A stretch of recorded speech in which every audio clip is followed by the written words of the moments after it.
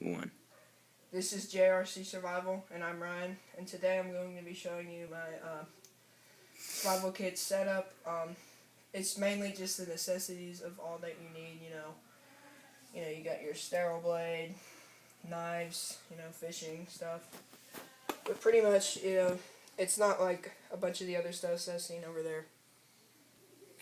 But first off, I want to kind of get into the fire starters.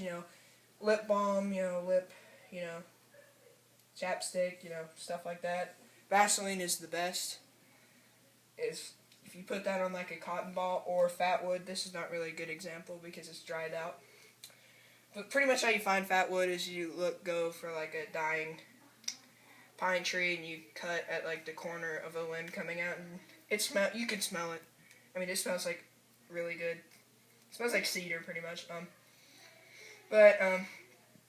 First off, I'll get into the knives.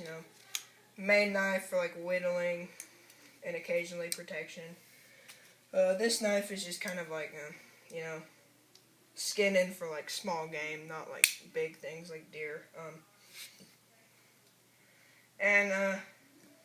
This knife right here is like my striker knife. As you can see, it's been used a couple times on my old striker, which ran out pretty quickly. Next thing I want to get into is a whistle. It is really important. I prefer to keep it left unopened, just kind of so it doesn't get all dirty and stuff,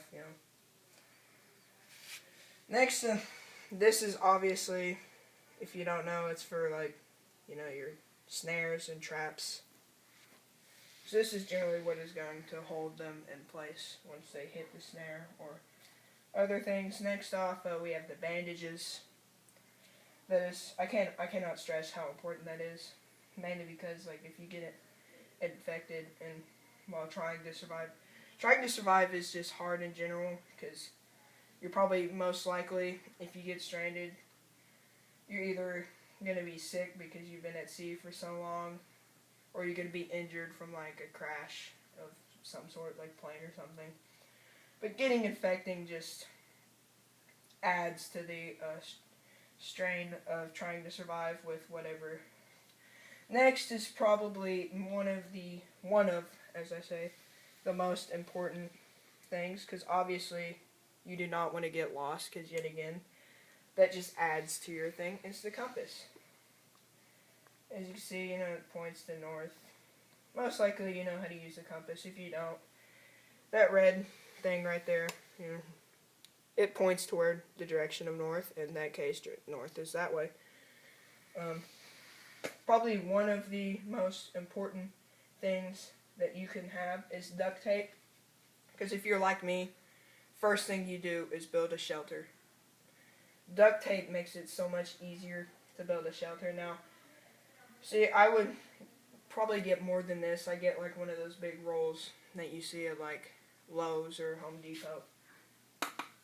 Next, it's not really that important. Then at the same time, it is a flashlight. It's kind of hard getting around at night, especially when it's like pitch black, like a new moon. So yeah, flashlight's definitely going to help, but at the same time, it's not going to help because then you're worried about it dying. Because you're not going to run into a Walmart in the middle of the woods and buy like AAA, AA batteries, whatever it takes. And then here's, multi-tool. You got your saw, knife, other things like that.